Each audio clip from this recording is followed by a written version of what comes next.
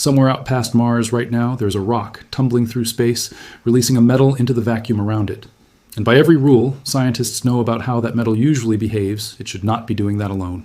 Normally, when you find this particular metal drifting off an object in space, it comes paired with another one, the same way you'd expect to find two ingredients that always show up together in nature. This time, one of them is missing entirely. No explanation yet, no clean answer.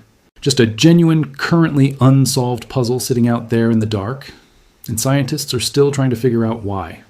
Stick with me, because by the end of this video, you're going to understand exactly what that rock is, why it's doing something nobody expected, and why some of the smartest astronomers on the planet are still scratching their heads over it right now, in real time.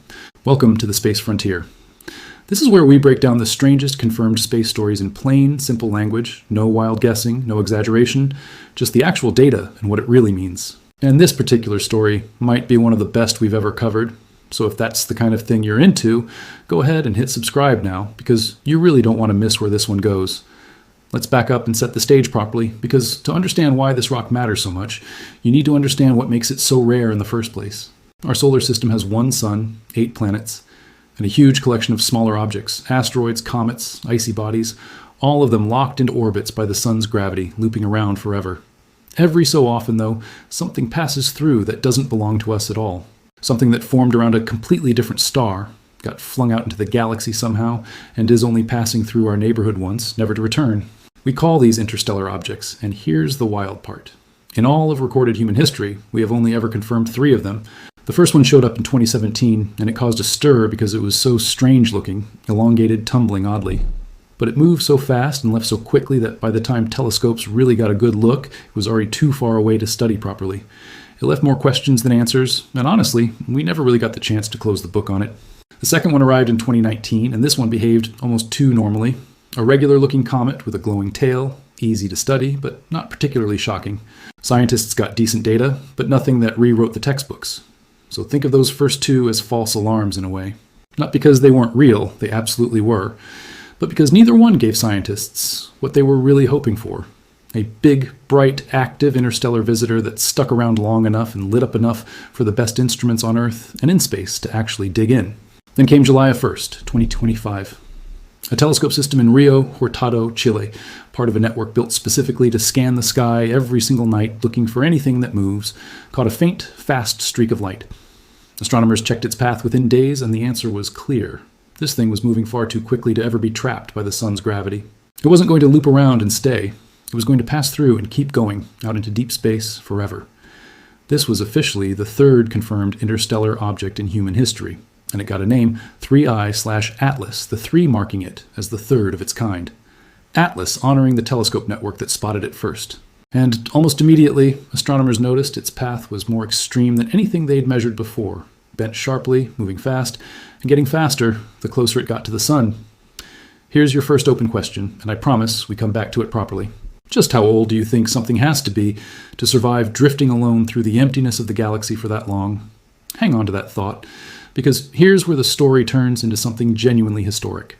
Scientists studying this comet's motion realized they could actually estimate its age by measuring how fast it moves compared to the typical motion of stars in our region of the galaxy.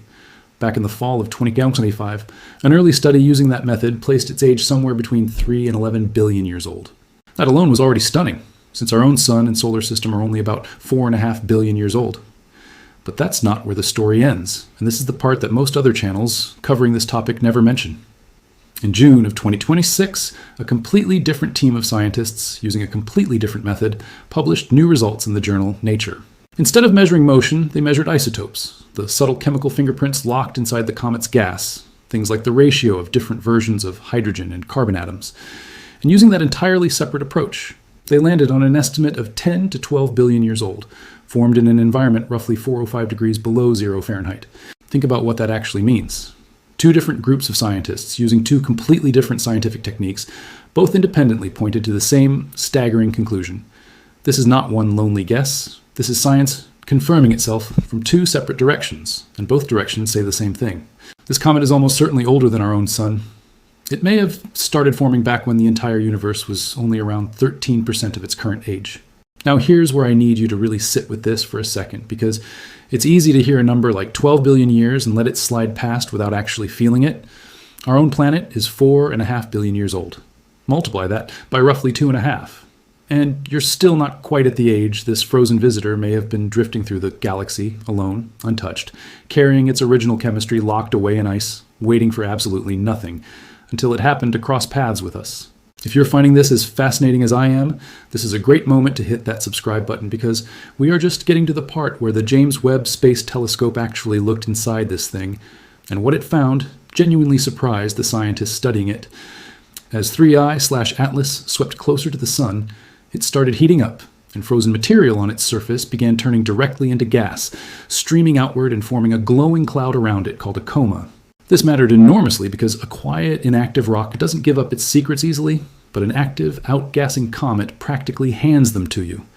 The James Webb Space Telescope locked onto it twice, once in August of 2025 before it swung around the sun, and again in mid to late December of 2025, after it had already made its closest pass and was heading back out. And what came back from that second look was something nobody had ever recorded from an interstellar object before. Webb detected methane gas coming directly off the comet. This is the first time methane has ever been confirmed on a visitor from outside our solar system. And here's why that detail matters so much. Methane is an incredibly fragile, lightweight molecule. It evaporates easily, and after billions of years of constant exposure to raw cosmic radiation with absolutely nothing to shield it, scientists expected any methane sitting near the surface to have been stripped away long ago. Finding a strong, clear signal of it meant the comet was releasing gas from somewhere deeper, somewhere that had been sealed off, and protected for possibly billions of years, only now being cracked open as the sun's heat finally reached those buried layers. Alongside the methane, Webb also confirmed the comet was releasing an unusually high amount of carbon dioxide compared to water vapor, far higher than in any comet ever measured from our own solar system, and a very specific signature of nickel showing up in the escaping gas as well.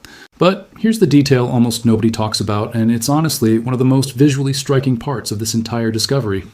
When Webb mapped exactly where each gas was coming from, it found something remarkable. The water vapor was spread loosely across the outer cloud around the comet, drifting off gradually from icy grains further out.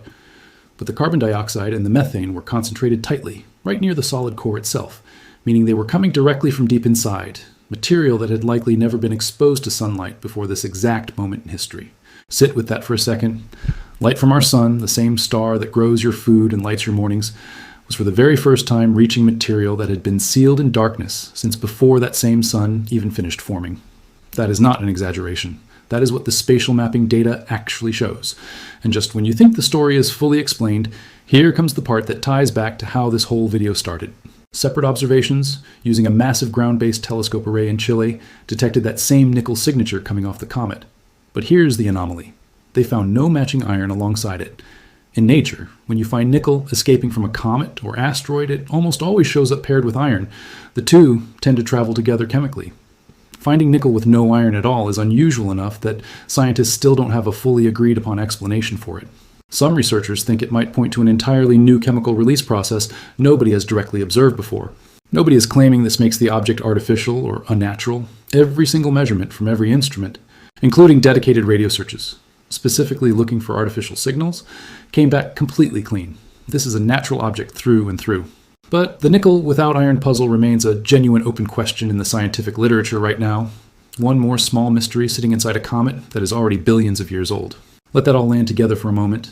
A frozen relic, quite possibly older than the sun itself, carrying chemistry that doesn't match anything born in our own solar system, releasing gas from ancient buried layers, exposed to sunlight for the first time in billions of years, and doing it in a way that still contains at least one unsolved chemical puzzle scientists haven't cracked yet. That's not speculation. That's published, peer-reviewed science happening right now. So why does any of this actually matter beyond just being a great story? Here's the honest answer. Every single interstellar object we get the rare chance to study gives scientists a genuine physical sample of material built somewhere else entirely, around a star system most of us will never see directly in any other way. Instead of only theorizing from a distance based on light readings from faraway stars, an object like this lets researchers directly measure the raw ingredients that build comets and planets elsewhere in the galaxy. We've only had 3 chances like this in all of recorded history, and this one gave us by far the richest data set of the 3, mostly because it turned out large enough, active enough, and lucky enough in its timing to be caught by instruments powerful enough to actually read its chemistry in detail. and that timing is about to change dramatically going forward because of a brand new ground-based survey telescope that just came fully online, the Vera Rubin Observatory, built specifically to scan the entire visible sky every few nights with extraordinary sensitivity. Scientists expect this single instrument to dramatically increase how quickly future interstellar objects get spotted after they enter our solar system, giving teams around the world real advance warning instead of scrambling at the last second the way they had to back in 2017. More warning time means telescopes like Webb and Hubble can be scheduled well ahead of time, the same way they were for this comet, instead of racing the clock. In other words, this may not be some once-in-a-lifetime encounter. It might simply be the third confirmed sighting in what is about to become a far more regular stream of ancient visitors quietly passing through our neighborhood, most of which we simply haven't had the tools to catch until right now. I want you to actually picture the full timeline of what this object has been through, because I think it puts everything into real perspective. It formed somewhere in the galaxy, possibly 10 or 12 billion years ago, around a star that may no longer even exist. At some point, some gravitational interaction, maybe a close pass with another star, flung it out of that system entirely, and it began drifting alone through the black, empty cold of interstellar space with no sun to warm it, no light to touch it, completely untouched for a length of time that is genuinely difficult for a human mind to fully process. And then, purely by chance, out of every possible direction it could have drifted in a galaxy that is unimaginably vast, its path happened to bend close enough to our own sun for our telescopes to catch it, study it, and understand it during the exact narrow sliver of human history when we finally had both the knowledge and the technology to recognize what we were looking at. A few hundred years earlier, and it would have simply been an unexplained smudge of light in the sky, gone before anyone understood what it was. We happened to be alive, with exactly the right telescopes pointed at exactly the right patch of sky, during the one brief window this ancient traveler passed close enough to notice. And soon, it will be gone again, heading back out into the depths of the galaxy, carrying its ancient chemistry with it, most likely never to be seen by anyone again. So here's what I want to know from you. Out of everything in this story, the age, the buried methane, the nickel without iron puzzle nobody has explained yet, which part actually stopped you in your tracks the most? Drop that in the comments. I read every single one, and I genuinely want to know what part of this stuck with you. And if this is the kind of story that actually deserves more attention than the wild theories floating around online, do me a favor and share it with someone who would find this as fascinating as you clearly do. Because the real, verified science here is honestly more incredible than any rumor could ever be. Subscribe if you haven't already, because we track every confirmed update on this exact story as new data keeps coming in, and there is more coming. Thanks for watching The Space Frontier, and I'll see you in the next one.